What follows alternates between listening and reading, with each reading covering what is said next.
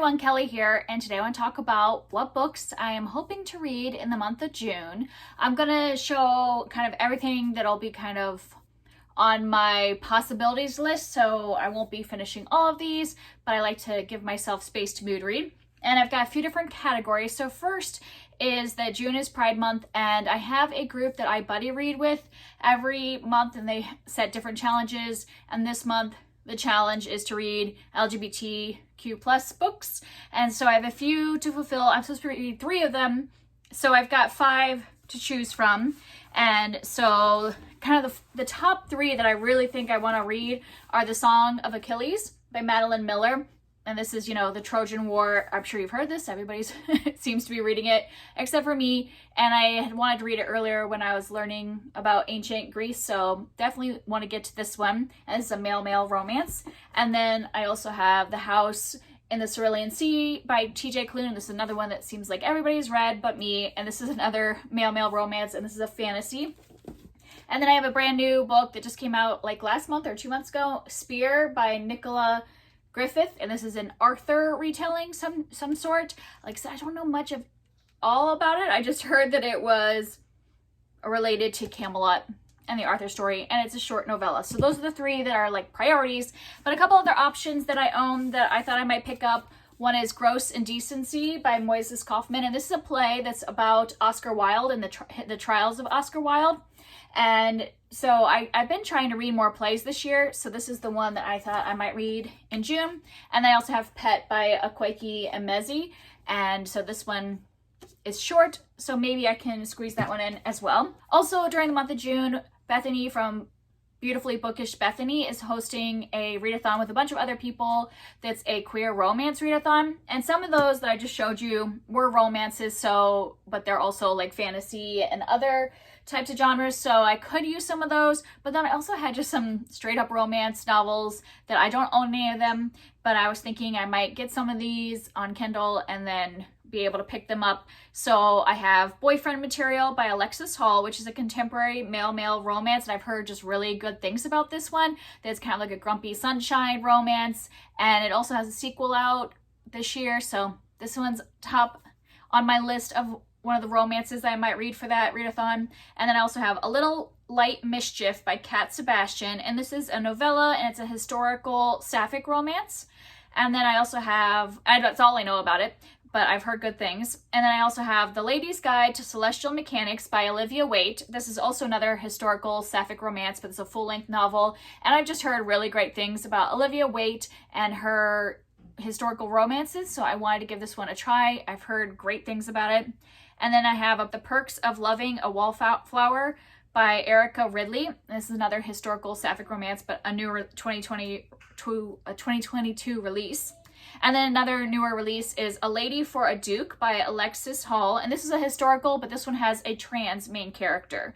So those are some options for the romance readathon. I wouldn't read like all of those. I'm going to see what is available for my library or what I can get for a decent price on Kindle, and that'll determine which one of those I pick up during that romance readathon, which I think is running from like June 13th to the 20th, but I'll link it down below if you want to check it out. And then I have one kind of group read that I was thinking of participating in.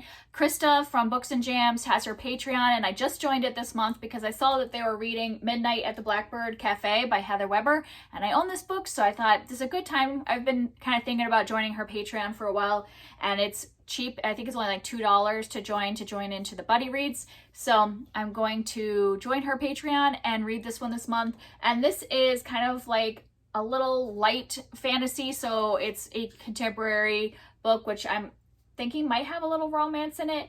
It's about a woman who I think returns to her grandmother's home and takes over her cafe, but then I think there's little touches of magical things in there. So that's one group read. And then the next is I want to pull my books from my series continuation. So I've been every month pulling some continuing series and some new series, and I pull 3 from each category, and then I have to read at least one of those.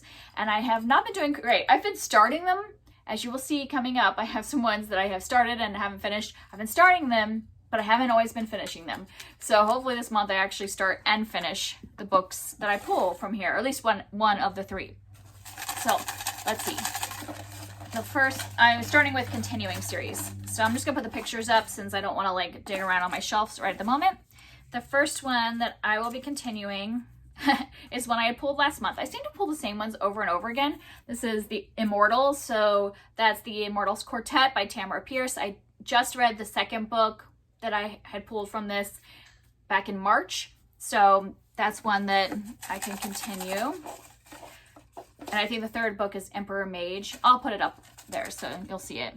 And the next series that I'll continue, is the Time series. So this one, actually, I just read the second book in May, and so I don't own the third book, but I can, if I can get it from the library, I'll continue this one. If not, then I might have to delay reading that one because I was gonna buy the third book, but it's one of those things where it only is in hardback, and I have the second one in paperback, so I'm trying to decide if I want them not matching or not, or if I should just get it from the library. So that's the Time series. I'll put it up here. It's something about the Frog Prince, I believe. And those are like fairy tale retelling, middle grade fairy tale retellings that have like social issues involved. And then the third one is Skyward. So I actually need to start over with Skyward because I read it so long ago. I don't remember. I had started the second book, but then only made it like, I don't know, 100 pages in and put it down, and that was like a year ago, and then it's been like 2 years since I read the first one. But my husband has all of the series that's out so far on Audible, so I can use his Audible and do Skyward. So that might be a good one to do since he has the audiobook, and audiobooks are just easier to do. So those are the three possibilities for that. And now on to new series to start, and I've actually been pretty good at starting new series. In May, I started a bunch that weren't ones I had pulled from the jar. So if I pull one that I've already read, then I'll draw again, because I have actually been starting quite a few just from mood reading. All right, and the first one is The Land of Stories, which I have already started. So I'm going to draw a new one. My daughter and I are reading these, and I'm actually already on the second one. So, I mean, I could just keep this and say I'm already reading the second one, but no, I'm going to draw another one because I'm reading those with my daughter, and I've already read the one that I own. And then, okay, Parasol Protectorate, another one that I have already read this year. So really, I have been starting a lot just by mood reading. So that one, the first one of that series was called Soulless, and I did read it, and I've already unhauled it, and I'm not going to continue the series. All right, Pivot Point. Here's one that I haven't read. So that is a duology, and the first one is called Pivot Point. So I can put that on my TBR.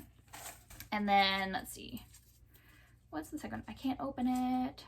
Oh, Wayward Pines. This one I've been thinking about. I think the first book is just called Pines. It's by Blake Crouch, and it's like a sci-fi thriller, I believe. So with I think paranormal stuff as well. So that's another one I could do. And then the last one, Empire Talents. So this is a self-published book. I don't remember the title, so I'll put it here. And this one is a fantasy, so that'll be fun. So we have a fantasy. I think Pivot Point is kind of like a slightly sci-fi or speculative fiction kind of young adult, and Wayward Pines is paranormal sci-fi thriller type thing. So that's 3 different genres. That'll be good.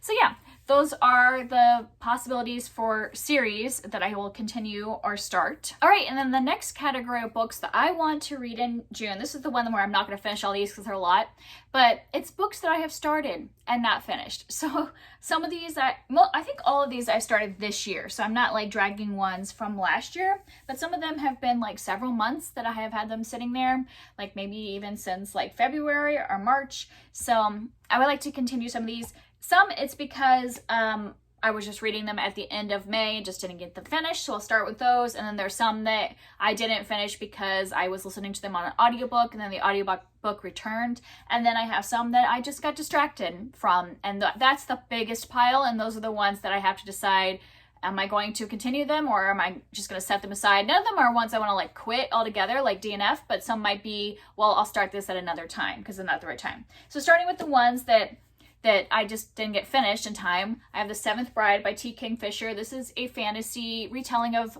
Bluebeard, and I did make it 3/4 the way, so just continuing that. I also have The Siren of Sussex by Mimi Matthews. This is a historical romance, and I've been slowly reading this one over halfway, so I'll continue that. And then I have Cleopatra by Stacy Schiff, and this is actually, I have less than what it shows here because there's a lot of notes. I only have like less, I don't know, like 50 more pages left in this one, so that'll get done soon. And then I have Antony and Cleopatra, which I had started a couple months ago, and it's also one of those that has a bunch of notes at the beginning, so it's hard to tell, but I'm about halfway through the actual play. But I had kind of put a pause on it and decided to read this one first before finishing it, and now that I am almost done with this, I'm going to pick up Antony and Cleopatra because I have more context now going into the play of what, you know, is Shakespeare making up and what is real history. And then the next three are ones that I had been reading them on a different format. Like I had the physical book, but I had doing them on a different format and they got returned from the library, so I just didn't finish it. But I have the physical book, so I could just finish it instead of waiting for the audiobooks again. So I have Lava Red Feather Blue by Molly Ringle, and this is a Sleeping Beauty retelling, but with two guys. So like the person that is asleep was a prince, and then the person that wakes him is a boy, so it's a male-male romance. I mean, not a boy, they're both men. And then I have Malice, which is another Sleeping Beauty retelling, but with Sleeping Beauty falling for the enchantress. But let me just say, it is not the enchantress that actually puts her under the curse, but it is an enchantress, somebody that is kind of an outcast. And these two I got like pretty far into, but then had to return the audiobook. Same way with Jane Against the World, Roe v. Wade and the Fight for Reproductive Rights by Karen Blumenthal. It's another one that I was listening to the audiobook, and this one I definitely want to wait for the audiobook again because I just find it's a little dry to be reading. I mean, it's not like, I wouldn't call this dry nonfiction, but it's a lot of names and dates, and so just reading it physically kind of bores me a little bit, but listening to it, I thought the narrator did a good job, so I'm just going to wait to get this out from the library again as an audiobook. And the rest of these, those are ones that I kind of think I can definitely finish in June because I am a good chunk of the way into all of those books. The rest of these, I was very much towards the beginning of them, and some of these are several months that I have been reading them, so we'll see how many of these I actually finish. I have If Only They Could Talk by James Herriot. This is kind of his memoirs, and this is one of the ones I had pulled out of the jar last week for new series, and I only just started like the first couple chapters and then got distracted by other things.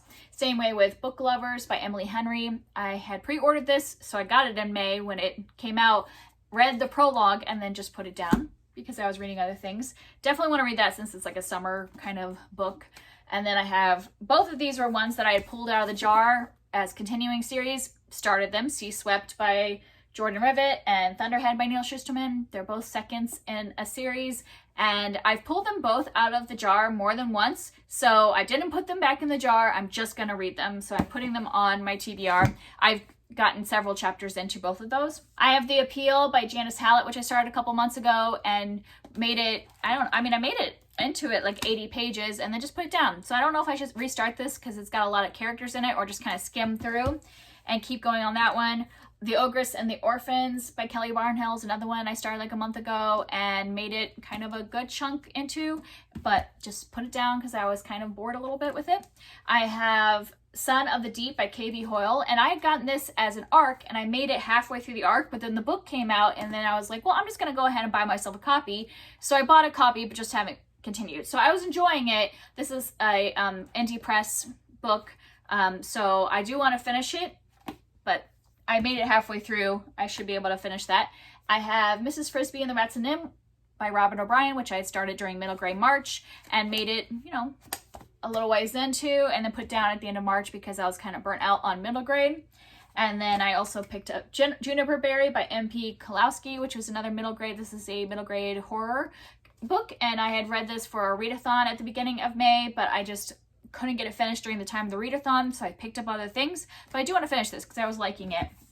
And then another one that I pulled out of the jar for series continuations, another second in the series, or no, third in the series. This is The Beauty of Darkness. This will finish the series, and I'm very much still at the very beginning. Did not continue after I started it.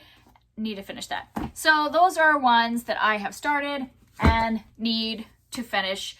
Might not get them all finished in June, but by saying it here in this video, maybe it'll happen that I will get a lot of them done. And the very last thing I'm going to mention is that I have some manga I want to read. I want to finish a couple of the omnibuses that I have started. Like, I read the first volume from each of these omnibuses, but didn't continue. So I have Death Note 1. This has 2 volumes, so I read the first one, but want to just finish off the second one so I can return to the library. Also, Orange, I read the first volume, and this contains 3 volumes in here, so I want to finish that up. So once again, I can return it to the library. Also in June, I'm going to do another one of my trying manga videos, and this will probably be the last one I do, because I have now a lot of series that I want to continue, but I have all these out from the library, so I'm not going to go through all these, but if you wanted to pause and see which titles I'm looking at reading in June, there will be a video out where I will try each one of these and say whether I'm going to continue the series. So that's it. Those are all of the possibilities of things that I will be reading in June. What about you? Are you following any readathons or read-alongs? Anything that you're focusing on in June? I would love to hear from you, and I'll see you next time.